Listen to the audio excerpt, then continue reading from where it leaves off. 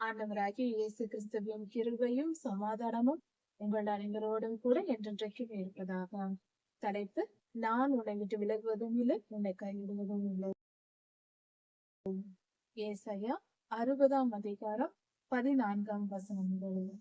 உலகத்தின் துவக்கத்திலிருந்து இறுதி வரைக்கும், ஆண்டவராகிய இயேசு கிறிஸ்துவின் 2ஆம் வருகை வரைக்கும் உலகத்தில் கர்த்தருடைய ஜனங்கள் துன்பப்படுத்தப்படுகிறார்கள்.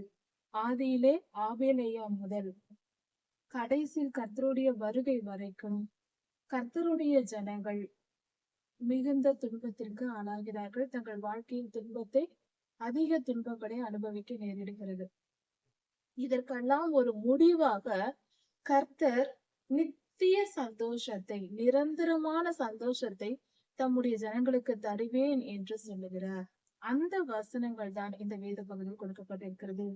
கர்த்தருடைய 2ஆம் வருகையில் அவர் வந்த பொழுது இந்த உலகத்திற்கு என்ன நடக்கும்? முக்கியமாக கர்த்தருடைய ஜனங்கள் எப்படி ஆசீர்வதிக்கப்படுவார்கள்? அது எப்படி? என்னென்ன நடக்கும்? எருசலேமுக்கு என்ன நடக்கும்? இஸ்ரேல் தேசத்திற்கு என்ன நடக்கும்? கர்த்தரை நம்பி இருக்கிற உலகெங்கும் இருக்கிற ஒவ்வொரு ஜனங்களுக்கும், ஒவ்வொரு மனித உயிருக்கும் என்னென்ன நடக்கும் என்பதை குறித்து இந்த வேத பகுதியில் கர்த்தர் சொல்லியிருக்கிறார். அதை குறித்து நாம் தியானிப்போம். எருசலேமை குறித்து, கர்த்தருடைய ஜனங்களை குறித்து கர்த்தர் சொல்கிறார். உன்னை ஒடுக்கினவர்களின் பிள்ளைகள் உன்னிடத்தில் குனிந்து வருவார்கள் என்று சொல்லியிருக்கிறார். நம்மை ஒடுக்கினவர்கள் யார் யார்? இத்தனை காலம் நம்மை கொடுமைப்படுத்தி, அடிமைப்படுத்தி, நம்மை சித்திரவதை செய்து, யார் பிடியில் நாம் பிடிபட்டு கிடந்தோமோ, தப்பித்துக் கொள்ள முடியவில்லையே என்று தவித்திருந்தோமோ, எந்தெந்த காரியங்களில் நாம் அப்படிப்பட்ட ஒரு சூழ்நிலையில் இருந்தோமோ, யார் நம்மை அப்படியெல்லாம் கொடுமைப்படுத்தினார்களோ அவர்களுடைய பிள்ளைகள் நம்மிடத்தில் பணிந்து வருவார்களாம். அப்படி என்றால் நம்மை துன்பப்படுத்தினவர்கள் அழிக்கப்பட்டு போவார்கள். அவர்களுடைய பிள்ளைகள் நமக்கு சேவகம் செய்யும்படியாக, நமக்கு வேலைக்காரர்களாக அவர்கள் வருவார்களாம். இது எவ்வளவு பெரிய மேன்மையா இருக்கிறது! உன்னை ஒடுக்கினவர்கள் உன்னிடத்தில் தலை குனிந்து வருவார்கள் என்று சொல்லவில்லை. நம்மை ஒடுக்கினவர்கள் நம்மிடத்தில் வருவதில்லை. ஏன்? கர்த்தர் அவர்களை பழி வாங்கி விடுவார், அவர்களை கொன்று போடுவார், அவர்களை அழித்து விடுவார். அப்படி என்றால் இது உலக வரலாறு முழுவதும் இருக்கிற தீமையை குறிக்கிறது, துன்மார்க்கரை குறிக்கிறது. நம் எதிரி என்றால் நமக்கு எதிரே நம்ம இப்பொழுது நம் காலத்தில் நமக்கு எதிர்த்திருக்கிறவர்கள் அல்ல, அதை மட்டும் சொல்வதல்ல. ஆதி காலம் முதல் துன்மார்க்கர் கூட்டம் என்று ஒன்று இருக்கிறது, நீதிமான்களின் கூட்டம் என்று ஒன்று இருக்கிறது. கர்த்தருடைய ஜனங்களாகிய, பரிசுத்தவான்களாகிய நீதிமான்களின் கூட்டத்திற்கு விரோதமாக துன்மார்க்கர்கள் எழும்பி செயல்படுவது என்பது ஆதியிலிருந்து நடக்கிற காரியம். ஆபேலையாவும் காயினும் போல ஆதியிலிருந்து நடந்து கொண்டு வருகிறது. அதே போல இப்பொழுது வரைக்கும், நம் காலம் வரைக்கும், இனி கர்த்தருடைய 2ஆம் வருகை வரைக்கும் இது தொடர்ந்து நடந்து கொண்டுதான் இருக்க போகிறது. இப்படிப்பட்ட துன்மார்க்கர் அழிக்கப்படுவதே நல்லது. எப்படி இது அழிக்கப்படுவது? நாம் போய் அழிப்பதல்ல, கர்த்தர் அவர்களை நியாயம் தீர்ப்பார். அவர்களை கர்த்தருடைய ராஜ்யத்திற்குள் சேர்த்து கொள்ள மாட்டார். அவர்களுக்கு இங்கேயே நியாய தீர்ப்பை கொடுப்பார். சரி, அது ஏன் துன்மார்க்கர் அழிக்கப்பட வேண்டும்? ஒரு மனிதன் இருக்கிறான், அவன் நல்ல எண்ணம் உடையவனாய் இருந்தால் அவனுடைய செயல்கள் நன்மையானதா இருக்கும்.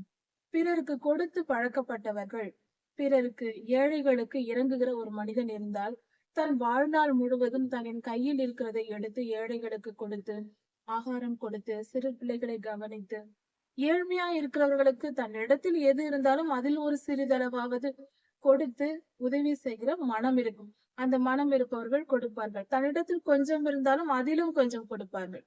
இதுதான் அந்த நல்ல மனதின் அடையாளம். அவர்கள் தங்கள் வாழ்நாள் முழுவதும் நன்மை செய்கிறார்களா? அதே போல துன்மார்க்கர் என்ன செய்வார்கள்? பிறரை திருடி பிழைத்தவர்கள் காலம் முழுவதும் திருடி கொண்டுதான் இருப்பார்கள். அவர்களுடைய வாழ்நாள் முழுவதும் எத்தனை பேரை நோக்கடிப்பார்கள், எத்தனை பேருக்கு வேதனையை கொடுப்பார்கள், துன்பத்தையும் துயரத்தையும் கொடுத்து வேடிக்கை பார்ப்பார்கள், எத்தனை குடும்பங்களை கெடுப்பார்கள். தவறான மனிதர்கள் பல குடும்பங்களை கெடுத்து விடுவார்கள், குடும்பத்தில் பிரிவினையை உண்டாக்குவார்கள். பாவம் செய்கிற மனிதர்கள் பிறருக்கு தீமை விளைவிப்பார்கள். பாவிகளை இஸ்ரவேலில் வைக்காதே என்று கர்த்தர் சொன்னார். ஏன்? ஏனென்றால் பாவம் செய்கிறவன் தனக்குத்தானே பாவம் செய்து கொள்வது மட்டுமல்ல, தன்னையும் கெடுத்து பிறரையும் கெடுப்பான். அதனால்தான் கர்த்தர் அந்த பாவிகளை உங்களிடத்தில் வைக்காதே என்று அவர்களுக்கு நியாய தீர்ப்பு கொடுக்கும்படி சொன்னார். இப்படி அந்த தீமை அழிக்கப்பட வேண்டும். தொடர்ந்து அது வந்து கொண்டே இருந்தால் அதன் நிலைமை என்ன? சற்று பாரபட்சம் இல்லாமல் மனதில் வெளிப்படையாக ஒரு காரியத்தை யோசிக்க வேண்டும். அது என்ன, எல்லோரும் வாழ வேண்டும் என்று நினைப்பதுதான் நல்ல குணம் என்று சொல்லிக் கொண்டு திரியக்கூடாது. அது அது வெளி பேச்சுக்காக பொய்யாய் பேசிக்கொண்டு திரியக்கூடாது, வேஷம் போடக்கூடாது. ஒரு உண்மையை தெரிந்து கொள்வோம். நமக்காக விவசாயம் செய்ய ஒரு நிலம் வாங்குகிறோம். அந்த நிலத்தில் அதிகமான முட்செடிகள் இருக்கிறது. நாம் விவசாயம் செய்ய போகிறோம், கோதுமையை விதைக்க போகிறோம் என்று வைத்துக் கொள்ளலாம். அந்த முட்செடிகள் அதுவும் இருக்கட்டும், அதுவும் செடிதானே, அதுவும் இலைகள் உள்ளதுதானே, பசுமையா இருக்கிறதே, பூக்கள் அழகாய் இருக்கிறதே, கனிகள் அழகாய் இருக்கிறதே என்று முட்செடிகளையும் சேர்த்து வளர்ப்போமா, அல்லது அவைகளை பிடுங்கி எறிந்து விட்டு விவசாயம் செய்ய நல்ல கோதுமை மணிகளை வாங்கி அதை விதைப்போமா? களைகளை பிடுங்கி எறிவோமா, அல்லது அதற்கும் நீர் பாய்ச்சி உரமிட்டு வளர்ப்போமா? யோசித்து பார்ப்போம். மன தெளிவோடு கௌரவமாக, உண்மையாக, வெளிப்படையாக, மனதில் ஒன்று வைத்து வெளியில் ஒன்று பேசாமல் உண்மையாய் யோசித்து பார்ப்போம். கண்டிப்பாக முற்செடிகளை பிடுங்கிதான் எறிவோம். அதுவும் பச்சை செடிதானே, அது மட்டும் எங்கு வளரும் என்று விட்டு கொடுத்து கொண்டாயிருப்போம். நிலத்தை அது பாழ் பண்ணும். மற்ற செடிகளையும் வளர விடாது, பயிர்களை வளர விடாது. அதை முதலில் எடுத்து சுத்தம் பண்ணி பிடுங்கி மட்டும் எரிந்தால் போதாது, அதை நெருப்பை வைத்து கொளுத்தி விட வேண்டும். அப்பொழுதுதான் அந்த முட்செடியின் விதைகள் எல்லாம், அந்த முள்ளின் விதைகள் எல்லாம் அழிக்கப்பட்டு மீண்டும் முட்செடி முளைக்காமல் இருக்கும் என்று சொல்வார்கள். அதை கொளுத்தி விடுவார்கள். விவசாயிகள் எல்லோரும் செய்வார்கள். கடை செடிகளை பிடுங்கி அதை ஒரே இடத்தில் போட்டு நெருப்பை வைத்து கொளுத்தி விடுவார்கள். அந்த விதை கூட இருந்தால் அது தீமையை கொண்டு வரும், மீண்டும் முட்செடிகளை முளைப்பிக்கப்படும் என்று. ஞானமுள்ள செயல் இப்படிதான் இருக்கும். அதன் பின்பே பயிர்களை விதைப்பார்கள். அப்படிதான் இந்த பூமியும். துன்மார்க்கர் அழிக்கப்பட்டால் ஒழிய, துன்மார்க்கர் என்று சொல்லும் போது தவறு செய்கிற மனிதன் எல்லாரையும் நாம் துன்மார்க்கர், அக்கிரமக்காரர் என்று சொல்வதில்லை. அதாவது மனம் திரும்பவே மனம் இல்லாதவர்கள், இவர்கள் முற்றிலும் மனம் திரும்ப மாட்டார்கள் என்று நிலையில், அந்த நிலையில் இருப்பவர்கள். அதை நம்மால் கண்டுபிடிக்க முடியாது. நாம் யாரையும் நியாயம் தீர்க்க கூடாது. இவர்கள் திருந்தவே மாட்டார்கள் என்று யாரையும் நாம் சொல்ல முடியாது. மனிதர்களாக நாம் சொல்ல முடியாது. நம் ஞானத்திற்கு அது புரியாது. இவர்கள் திருந்து விடுவார்கள் என்றும் யாரையும் நம்ப முடியாது. ஒரே ஒரு அடையாளம் என்னவென்றால், கர்த்தர் சொன்னால் அதை நம்பலாம். இவன் மனம் திரும்புவான் என்று கர்த்தர் சொன்னால் அதை ஏற்றுக்கொண்டு நாம் அதற்கேற்றபடி செயல்படலாம். ஒருவேளை கர்த்தர் இவன் மனம் திரும்ப மாட்டான் என்று சொன்னால் அதற்கேற்ற நிலையில் இருந்து நாம் என்ன செய்ய வேண்டுமோ அதை செய்து கொண்டு போகலாம். கர்த்தர் சொன்னால் ஒழிய நம்மால் அதை கணக்கு போட முடியாது, அதை செய்யவும் கூடாது. கர்த்தர் வார்த்தை சொன்னால் அதை கேட்டுக்கொள்ளலாம், அதற்கேற்றபடி நடக்கலாம், தவறில்லை. இப்படி இருக்க துன்மார்க்கரை கர்த்தர் அழித்து போடுகிறார். அதை போய் நாம் ஏன் அழிக்க வேண்டும் என்றெல்லாம் கேள்வி கேட்க கூடாது. கர்த்தர் அழித்து போடும் என்று சொல்லக்கூடாது. தீயவர்கள் வாழட்டும் சாமி என்று போய் ஜெபிக்க கூடாது. வேதம் சொல்லுகிறது பரிசுத்தவான்களுக்காக செய்கிற ஜெபம் முக்கியம். நாம் ஜெபிப்பதே பரிசுத்தவான்களுக்காக ஜெபிக்க வேண்டும். அக்கிரமக்காரனும் பொல்லாதவர்களும் தீமை செய்து கூட்டம் கூட்டமாய் ஜனங்களை கொன்று திருக்கிறவர்களும் வஞ்சகர்களும் பாவம் பிறப்பிக்கப்படுகிறவர்களும் பெருகினால் உலகம் என்ன ஆகும்? அவர்களுக்காக ஜெபிக்க கூடாது. நாம் பொதுவாக ஒரு தனி மனிதனை என்று எடுத்துக்கொள்ளாமல், கர்த்தாவே பரிசுத்தவான்களை காத்துக்கொள்ளும், உம்முடைய ஜனங்களை காத்துக்கொள்ளும், நீதிமான்களை காத்துக்கொள்ளும், உம்முடைய பிள்ளைகளை காத்துக்கொள்ளும் என்று அப்படிதான் நாம் ஜெபிக்க வேண்டும். ஜெபம் மிகவும் முக்கியம். இதில் இப்படி தீயவர்களை கர்த்தர் அழித்து போட்டு, அவர்கள் பிள்ளைகள் இருக்கிறார்கள் அல்லவா, அவர்களை நமக்கு முன்பாக பணிந்து நம்மிடம் வந்து வேலை செய்வார்களாம்.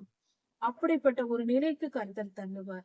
நம்மை எதிர்த்து கொண்டு நானே பெரிய ஆள் என்று அதிகாரம் செய்து கொண்டு நம்மை மிரட்டி கொண்டு நாம் அவர்களுக்கு அஞ்சு நடந்திருப்போம், அவர்களுக்கு கட்டுப்பட்டு கிடந்திருப்போம், அவர்களிடமிருந்து தப்பிக்க வழி இல்லாமல் வாழ்ந்திருப்போம். அப்படிப்பட்ட நிலையில் இருந்த நம்மை மீட்டெடுத்து நம் சத்துருக்களை அழித்து அவர்கள் பிள்ளைகளை நமக்கு வேலைக்காரர்களாக்கி இப்படியெல்லாம் கர்த்தர் செய்வார். கர்த்தர் பெரியவர், அவர் நீதி உள்ளவர். இப்படி நம் சத்துருக்களின் பிள்ளைகளை நம்மிடத்தில் கொண்டு வந்து, உன்னை அசட்டை பண்ணின யாவரும் உன் காலடியில் பணிந்து, உன்னை கர்த்தருடைய நகரம் என்றும் இஸ்ரவேலருடைய பரிசுத்தரின் சீயோன் என்றும் சொல்லுவார்கள். இப்படி நம் சத்துருக்களின் பிள்ளைகளை நம்மிடம் கொண்டு வந்து, அவர்கள் மட்டுமல்லாமல் நம்மை அசட்டை பண்ணி இருப்பார்கள். நம்மை மதிக்காமல், நம்மை அவமானப்படுத்தி, நம்மை ஒரு பொருட்டென்று எண்ணாமல் நம்மளை ஒதுக்கி வைத்திருப்பார்கள். இவர்களுக்கு ஒன்றும் தெரியாது, இவர்கள் பயனற்றவர்கள் என்று நம்மை ஒதுக்கி எல்லாம் வைத்திருப்பார்கள். அப்படிப்பட்டவர்கள் முன்பாக அவர்களை எல்லாம் நம்மிடம் வர செய்வார் கர்த்தர். அவர்களுக்கு உதவி கேட்டு அவர்கள் எல்லாம் நம்மிடத்தில் வருவார்கள். அப்படி நம்மை அசட்டை பண்ணினவர்கள் எல்லாம் நம் காலடியில் வந்து பணிந்து, உன்னை கர்த்தருடைய நகரம் என்றும் இஸ்ரவேலுடைய கர்த்தரின் சீயோன் என்றும் சொல்லுவார்கள். எருசலேமை பார்த்து சொல்லுவார்களாம், இஸ்ரவேலுடைய நகரம், கர்த்தருடைய நகரம் இது என்று பணிந்து கொள்வார்களாம். கர்த்தருடைய சீயோன் என்று புகழ்ந்து பேசுவார்களாம். அப்படி என்றால் எருசலேமுக்கு விரோதமாக செயல்பட்டவர்கள், கர்த்தருடைய ஜனங்கள், கர்த்தருடைய விசுவாசிகளுக்கு விரோதமாய் செயல்பட்டவர்கள் எல்லாம் அவர்கள் மனம் திரும்பி கர்த்தரிடத்தில் வந்து, அதாவது எருசலேமுக்கு வந்து கர்த்தருடைய ஜனங்களிடத்தில் வந்து அவர்களை பணிந்து கொள்வார்கள். நம்மை அசட்டை பண்ணினவர்களாய் இருப்பார்கள். நம்மை மதிக்காதவர்கள் நம்மிடத்தில் வந்து பணிந்து கொள்வார்கள். நமக்கு எதிரியாய் செயல்பட்டவர்கள் நம்மிடத்தில் வருவார்கள். நமக்கு வேலைக்காரர்கள் ஆவார்கள். அவர்கள் எல்லாம் நம்மை பற்றி பேசுவார்கள். கர்த்தருடைய பிள்ளைகள் உயர்த்தப்படுவார்கள். கர்த்தருடைய சத்துருக்கள், கர்த்தருடைய பிள்ளைகளுடைய சத்துருக்கள் தாழ்த்தப்படுவார்கள். நீ நெகிழப்பட்டதும் கைவிடப்பட்டதும் ஒருவரும் கடந்து நடவாததுமாய் இருந்தாய். எருசலேம் தேசம் எப்படி இருந்ததா? கைவிடப்பட்டு கிடந்தது. யாரும் திரும்பி பார்ப்பார் இல்லாமல் பாழாய் கிடந்தது, நெகிழ விடப்பட்டது. இன்றைய நிலை, அந்த நிலை கொஞ்சம் மாறி வருகிறது, இன்னும் முழுமையாய் மாறவில்லை. கைவிடப்பட்ட நிலை, நெகிழப்பட்ட நிலை என்றால் தேவாலயம் இல்லாமல் இருக்கிறது இன்று வரை.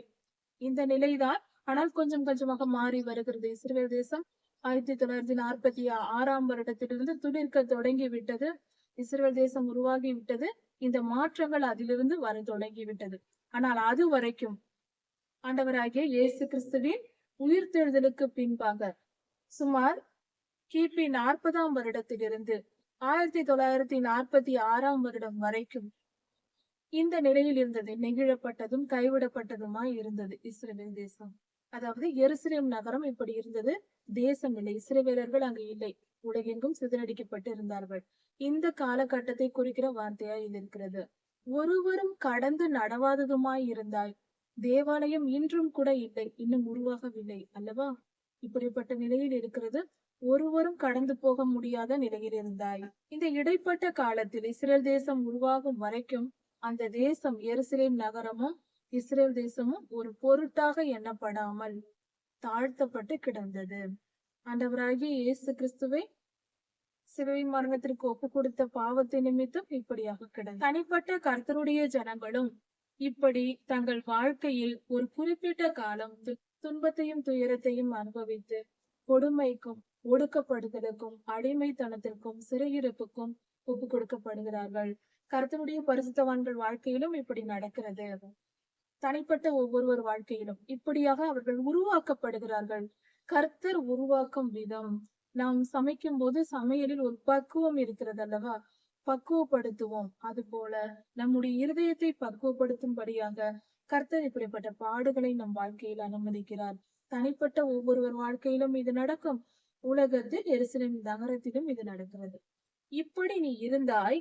ஆனால் இப்பொழுதோ நித்திய மாட்சிமையாகவும் நிரந்தரமான செழிப்பு, சந்தோஷம், நிறைவு, நன்மையாகவும் நித்தியமாக நிரந்தரமான சந்தோஷமாகவும் நன்மையாகவும் இருக்க போகிறது.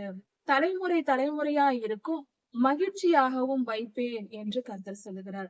தலைமுறை தலைமுறைக்கும் மகிழ்ச்சியாக வைப்பேன். இது எப்படிப்பட்ட காரியமா இருக்கிறது?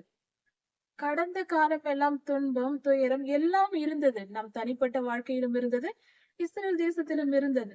எருசலேமிலும் இருந்தது. எல்லாம் முடிந்து போயிற்று. இனி தலைமுறை தலைமுறையாக நித்தியம் மகிழ்ச்சி, சந்தோஷம், சமாதானம் மட்டுமே.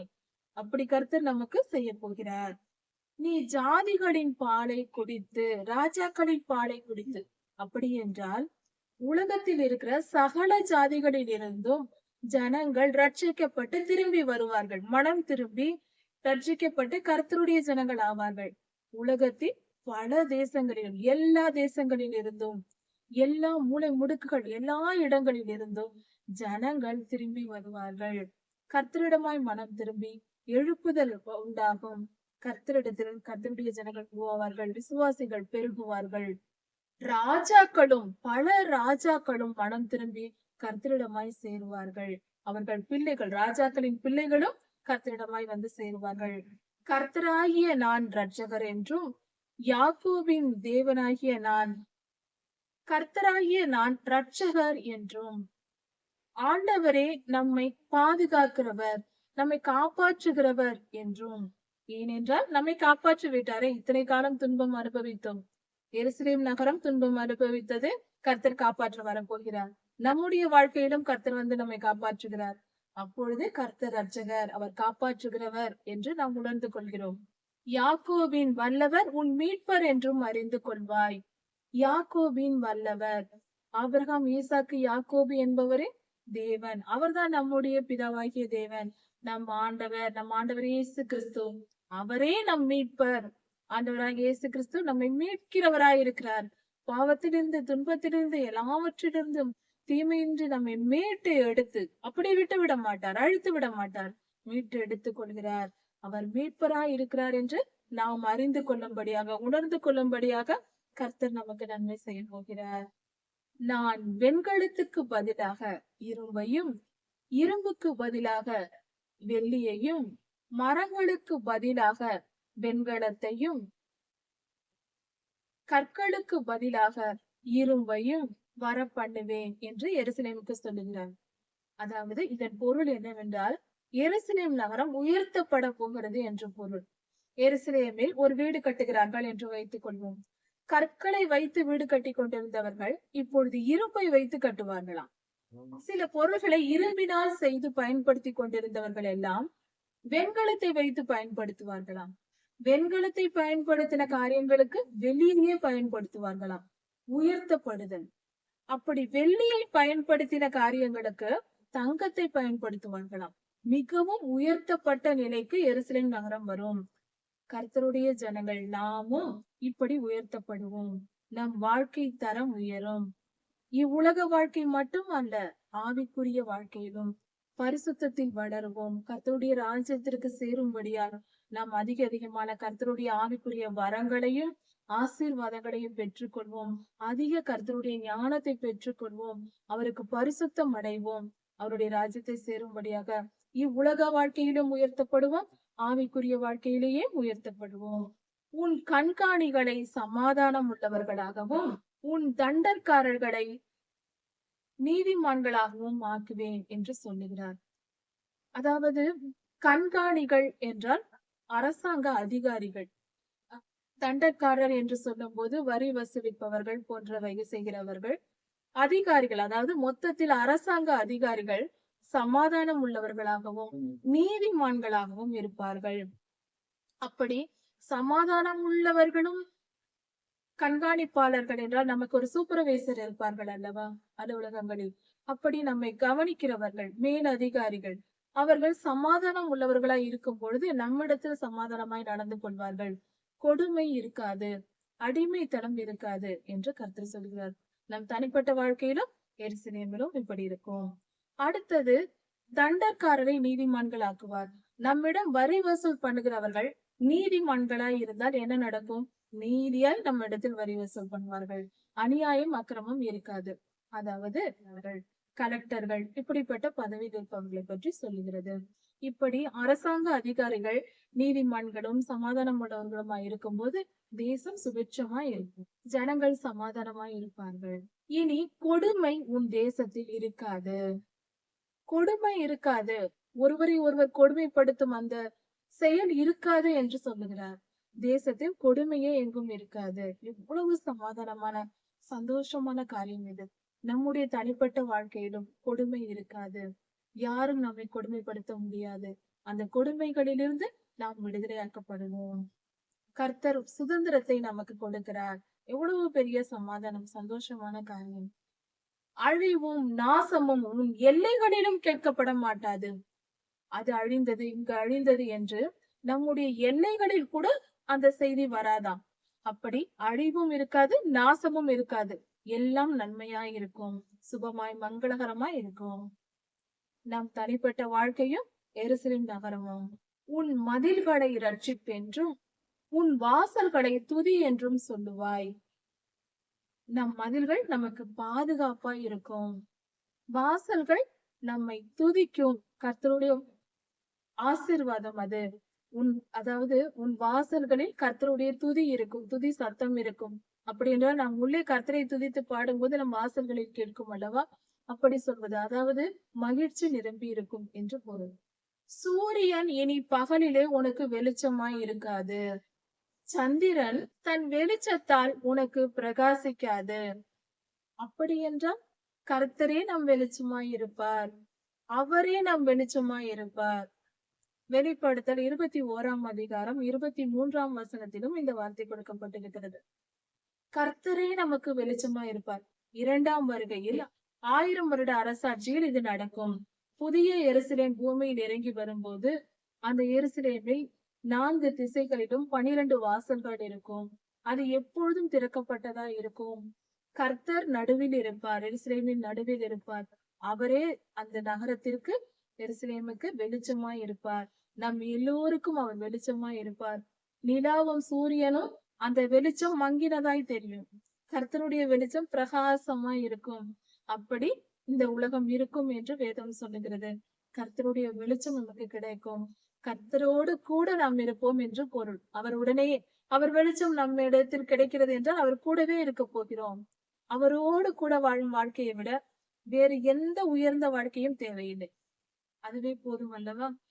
அதை விட உயர்வானது வேற என்ன இருக்க போகிறது? கர்த்தரோடு சேர்ந்திருக்கும் வாழ்க்கை. கர்த்தரே உன் நித்திய வெளிச்சமுமாய். அந்த வெளிச்சம் கொஞ்ச நேரம் அல்ல, ஒரு நாள் அல்ல, 2 நாள் அல்ல, வருஷம் அல்ல, நித்திய வெளிச்சமாய். கர்த்தரே நமக்கு நித்திய வெளிச்சமாய் இருப்பார். உன் தேவனே உனக்கு மகிமையாய் இருப்பார். கர்த்தருடைய பிள்ளைகள் என்பதே நமக்கு புகழ்ச்சி. வேறு என்ன இருக்கிறது? அதுதான் நமக்கு கௌரவம், அதுதான் நமக்கு மேன்மை. கர்த்தருடைய பிள்ளைகள் என்ற புகழ்ச்சி நமக்கு இருக்கும். உன் சூரியன் இனி அஸ்தமிப்பதும் இல்லை, உன் சந்திரன் இனி மறைவதும் இல்லை. அப்படி என்றால் நம் வாழ்க்கை நிரந்தரமான வெளிச்சமாய் இருக்கும். துன்பம் இருக்காது, துயரம் வராது, இருள் நம்மை தொடாது, பொல்லாத ஆவிகள் நம்மை தொடாது, பொல்லாதவரின் செயல்கள் நம் வாழ்க்கையில் இருக்காது. தீங்கு இல்லவே இல்லை நம் வாழ்க்கையில். இனி அவ்வளவுதான், முடிந்து போயிற்று எல்லாம். இனி எல்லாம் சமாதானம், சந்தோஷம், உற்சாகம் மட்டுமே. கர்த்தருக்கு பிரியமாய் நிம்மதியாய் வாழ போகிறோம். கர்த்தரே நமக்கு நித்திய வெளிச்சமாய் இருப்பார். நம் துக்க நாட்கள் எல்லாம் முடிந்து போகும். தீங்கு முடிந்து போயிற்று, இனி வராது. பொல்லாதவனின் ஆளுகை நமக்கு வராது. கொடுமை கிடையாது, நோய் கிடையாது, அடிமைத்தனம் கிடையாது, இல்லாமை கிடையாது, வலிகள் கிடையாது, வேதனை, புலம்பல், படுக்கை, துன்பம், துயரம் எதுவும் கிடையாது. உன் துக்க நாட்கள் முடிந்து போனது. நித்திய வெளிச்சம், நித்திய மகிழ்ச்சி கர்த்தர் நமக்கு தரப்போகிறார். அதை காண ஆசையோடு எதிர்பார்த்திருப்போம். கொஞ்ச காலம் இந்த உலக வாழ்க்கை, அது எப்படி இருந்தாலும் என்ன, இன்பமோ துன்பமோ ஏதோ ஒன்று வந்து வந்து போகும், போய்விட்டு போகட்டும். கர்த்தரிடத்துக்கு போய் சேருகிற அந்த நாளை நினைத்திருப்போம். இந்த காலத்தில் எது வந்தாலும் விசுவாசத்தில் உறுதியாய் இருப்போம். இன்பமாய் இருந்தாலும் சரி, துன்பமாய் இருந்தாலும் சரி, ஏற்றுக்கொண்டு விசுவாசத்தில் உறுதியாய் இருந்து நித்திய ஜீவனை பெற ஆசையாய் இருப்போம். கர்த்தரோடு போய் சேர வேண்டும் அல்லவா? அந்த ஆசை நமக்குள் இருக்கட்டும். உன் ஜனங்கள் யாவரும் நீதிமான்களும். உன்னுடைய ஜனங்கள் எல்லாரும் நீதிமான்களாய் இருப்பார்கள். நீதிமான்களின் கூட்டத்தோடு வாழ்கிற மகிழ்ச்சி எப்படிப்பட்டது! அதை நித்தியமாய் வாழப் போகிறோம் என்றால் அதை விட என்ன சந்தோஷம் இருக்கிறது? நம்முடைய ஜனங்கள், நம்முடன் இருக்கிறவர்கள் எல்லாரும் நீதிமான்களாய் இருப்பார்கள். என்றைக்கும் பூமியை சுதந்தரிக்கிற குடிகளாய் இருப்பார்கள். நிரந்தரமாக நித்திய ஜீவனை பெற்றவர்களாக இந்த பூமியில் குடியிருக்கிறவர்களாக இருப்பார்கள். நான் நட்ட கிளைகளும் கர்த்தரால் ரட்சிக்கப்பட்ட ஜனங்களாய் இருப்பார்கள். கர்த்தரால் அபிஷேகம் பண்ணப்பட்ட ரட்சிக்கப்பட்ட கிளைகளாய் இருப்பார்கள். கர்த்தருடைய நாமம் மகிமைப்படும்படி கர்த்தருடைய கரங்களின் கிரியைகளாய் இருப்பார்கள். கர்த்தருடைய ஆசீர்வாதத்தினால் அவருடைய வழி நடத்துதலினால் உருவாக்கப்பட்ட கர்த்தரால் உருவாக்கப்பட்ட பரிசுத்தவான்களாய் இந்த பூமியில் இருப்பார்கள். பூமி எங்கும் 1000 வருட அரசாட்சியில் இப்படி இருக்கும் என்று சொல்லப்பட்டிருக்கிறது. பூமி எங்கும் இருக்கிற ஜனங்கள் கர்த்தருக்கு பரிசுத்தமானவர்களாய் இருப்பார்கள், நீதிமான்களாய் இருப்பார்கள். நன்மை செய்கிற கூட்டத்தோடு நாம் வாழ போகிறோம். எவ்வளவு சந்தோஷமான காரியங்கள் இல்லை. சின்னவன் 1000மும் சிறியவன் பலத்த ஜாதியும் ஆவான். சின்னவன் 1000 ஆவான். தேசத்தில் சிறியவராய் இருந்தவர்கள் 1000 மாறுவார்கள். அதிக ஜனப்பெருக்கம் உண்டாகும். சிறியவன் பலத்த ஜாதியும் ஆவான்.